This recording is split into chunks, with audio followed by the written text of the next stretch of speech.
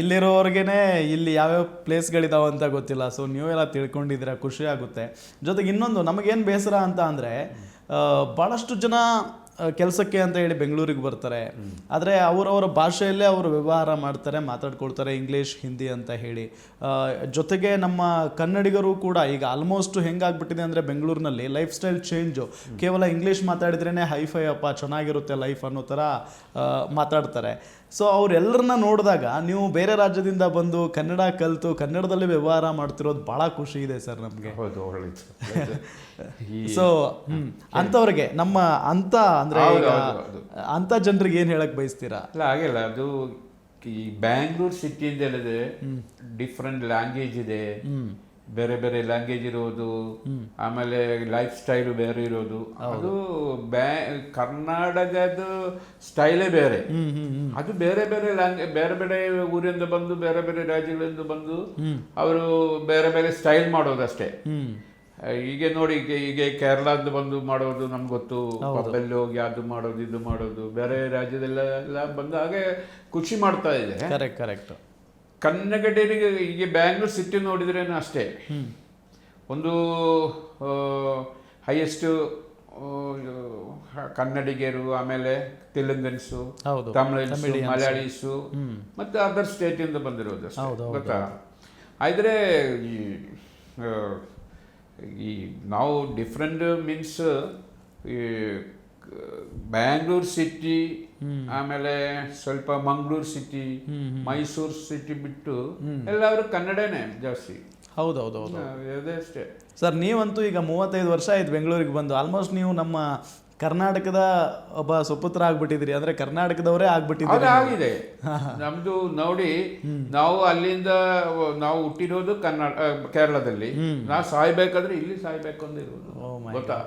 ಯಾಕಂದ್ರೆ ನಮ್ದು ನನಗೆ ಲೈಫ್ ಕೊಟ್ಟಿರೋದು ಕರ್ನಾಟಕ, ಕನ್ನಡಿಗರು ಅಂತ ಹೇಳಿದ್ರೆ ನಾವು ಈ ಹೇಳಿದಲ್ಲ, ಬ್ಯಾಂಗ್ಳೂರು ಬೇರೆ ಬೇರೆ ಸ್ಟೈಲು ಬೇರೆ, ಅದು ಬಿಟ್ಟು ಯಾವುದು ಡಿಸ್ಟಿಕ್ ಹೋಗಿದ್ರೇನು ನಮಗೆ ಒಳ್ಳೆ ಸಪೋರ್ಟು. ಹೀಗೆ ಬೆಳ್ಳಾರಿ, ಬಿಜಾಪುರ, ಬೀದರು, ರಾಯಚೂರು, ಇಲ್ಲ ಜಮಖಂಡಿ, ಬಾಲ್ಕೋಟ್, ಎಲ್ಲ ಕಡೆ ಹೋಗಿದ್ರೆ ನಮಗೆ ಫುಲ್ ಸಪೋರ್ಟ್ ಇದೆ.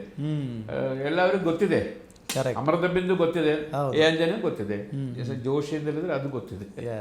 ಸರ್, ನೀವು ಒಂದು ಬಿಸ್ನೆಸ್ ಮಾಡಬೇಕು ಅಂತ ಆರಂಭದಲ್ಲಿ ಅಂದ್ಕೊಳ್ತೀರಿ. ಯಾಕೆ ಈ ಅಮೃತ ಬಿಂದು ನಿಮ್ಗೆ ಹೆಂಗೆ ಆ ಒಂದು ಐಡಿಯಾ ಬಂತು?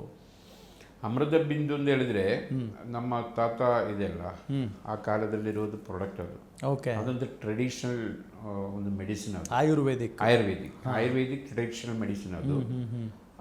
ಅದು ಈಗ ನೋಡಿ ತುಂಬ ಡಾಕ್ಟರ್ಸ್ ಅದು ಸೇಮ್ ಪ್ರಾಡಕ್ಟ್ ಮಾಡಬೇಕಂತ ಅವರು ಪ್ರಯತ್ನ ಪಟ್ಟಿದ್ದಾರೆ. ಯಾರಿಗೇನು ಅದು ಸುಲಭ ಅಲ್ಲ ಅದೇ ಥರ ಮಾಡೋದಕ್ಕೆ. ಯಾಕಂದರೆ ಆ ಕಂಟೆಂಟ್, ಆ ಫಾರ್ಮುಲಾ ಅದು ಯಾರಿಗೂ ಗೊತ್ತಿಲ್ಲ.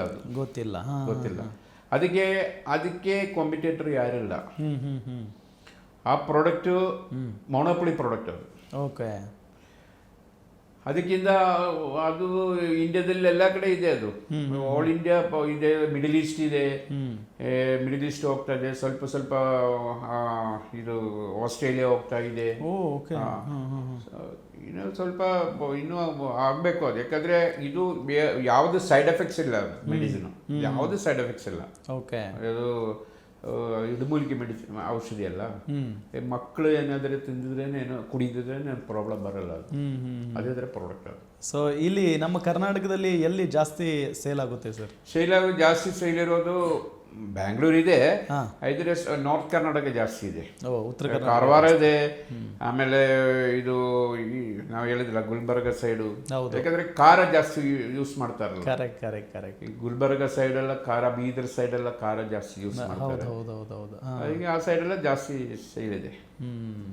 ಸೊ ಕೇವಲ ಕರ್ನಾಟಕ ಮತ್ತು ಭಾರತ ಮಾತ್ರ ಅಲ್ಲದೆ ಬೇರೆ ಬೇರೆ ದೇಶಗಳಿಗೂ ಕೂಡ ನಿಮ್ಮ ಪ್ರಾಡಕ್ಟ್ ಹೋಗುತ್ತೆ? ಹೌದು. ಹೆಂಗಿದೆ ಸರ್ ವ್ಯಾಪಾರ ಅಲ್ಲಿ? ಇದೆ, ಅದೇ ಪರವಾಗಿಲ್ಲ. ಇದ್ರೆ ಸ್ವಲ್ಪ ಮಾಡುವಾಗ ಬೇರೆಗೆ ಅಮೇರಿಕೆಗೆ ಮಾಡುವಾಗ ಸ್ವಲ್ಪ ಪ್ರಾಬ್ಲಮ್ ಇರ್ತದೆ. ಅದು ತುಂಬ ರೆಸ್ಟ್ರಿಕ್ಷನ್ಸ್ ಎಲ್ಲ ಇರ್ತದೆ, ತುಂಬ ಅದು ಹಾಗೆ ಯಾವುದಾದ್ರೂ ಒಂದು ಫನ್ನಿ ಇನ್ಸಿಡೆಂಟ್ ನೆನಪು ಮಾಡ್ಕೊಳ್ಳೋದಾದ್ರೆ ಅಂದರೆ ನೀವು ಬರ್ತೀರಿ ಹೊಸದಾಗಿ ಕೇರಳದಿಂದ ಕರ್ನಾಟಕಕ್ಕೆ, ಸೊ ಆ ಸಂದರ್ಭದಲ್ಲಿ ನಿಮ್ಗೆ ವ್ಯವಹಾರ ಮಾಡಬೇಕಾಗಿರುತ್ತೆ ಕನ್ನಡಿಗರ ಜೊತೆಗೆ. ಸೊ ನಿಮಗೆ ಕನ್ನಡ ಗೊತ್ತಿರಲ್ಲ, ಅವ್ರಿಗೆ ಕನ್ನಡ ಬಿಟ್ಟು ಬೇರೆ ಭಾಷೆ ಬರ್ತಾ ಇರಲ್ಲ. ಸೊ ಆ ಥರ ಏನಾದರೂ ಇನ್ಸಿಡೆಂಟ್ ಆಗಿದೆಯಾ ಸರ್? ಇತ್ತು. ಹಾಂ. ಆವಾಗ ನಾನು ಫಸ್ಟು ನಮ್ಮದು ಪ್ರಾಡಕ್ಟು ಅಮೃತ ಬಂದು ತಗೊಂಡು ಫಸ್ಟ್ ಬಂದಿರೋದು ಮಂಗಳೂರಲ್ಲಿ. ಓಕೆ. ಮಂಗಳೂರಿನ ಒಂದು ದೊಡ್ಡ ಡಿಸ್ಟ್ರಿಬ್ಯೂಟರ್ ಹತ್ರ ಮಾತಾಡುವಾಗ ನಾವು ನಮ್ಮ ಪ್ರಾಡಕ್ಟ್ ಬಗ್ಗೆ ಹೇಳಿದ್ದಾರೆ ಅವ್ರ ಹತ್ರ. ಅವರು ಬೈದು ಬಿಟ್ಟಿದ್ದಾರೆ, ನೀವು ಅದ್ರೆಲ್ಲ ಹೇಳಬಾರ್ದು, ನಿಮ್ಮದು ಪ್ರಾಡಕ್ಟ್ ನೀವು ಒಳ್ಳೇದಿಂದ ಹೇಳ್ತಾರೆ, ಕಸ್ಟಮರ್ಸ್ ಹೇಳಬೇಕು. ಅವ್ರು ಹೇಳಿರೋದು ಕರೆಕ್ಟು ಅದು ಒಂದು ಇನ್ಸಲ್ಟಿಂಗ್ ಅಷ್ಟೇ ಅದು. ಆಮೇಲೆ ಈಗ ಅವರು ಜಾಸ್ತಿ ಅವರೇ ತಗೊಳ್ತಾ ಇರೋದು ಇದೊಂದು. ಓಕೆ. ಇನ್ನೊಂದು ಉಡುಪಿಯಲ್ಲಿ ಅದೇ ಒಂದು ಮೆಡಿಕಲ್ ಶಾಪ್ ಹತ್ರ ಹೋಗುವಾಗ ನಮಗೆ ತುಂಬ ಫಣ್ಣಿ ಅಂತ ಹೇಳಿದ್ರೆ ಫಣ್ಣಿ ಅಲ್ಲ ಅದು, ನಮಗೆ ಆಗಿದೆ ಅದು. ಓಕೆ. ಹರ್ಟ್ ಆಗಿದೆ. ಓಕೆ. ಇದ್ರೆ ಪರವಾಗಿಲ್ಲ. ಈಗ ನೋಡಿ, ಈಗ ಒಂದು ಒಳ್ಳೆಯ ಒಂದು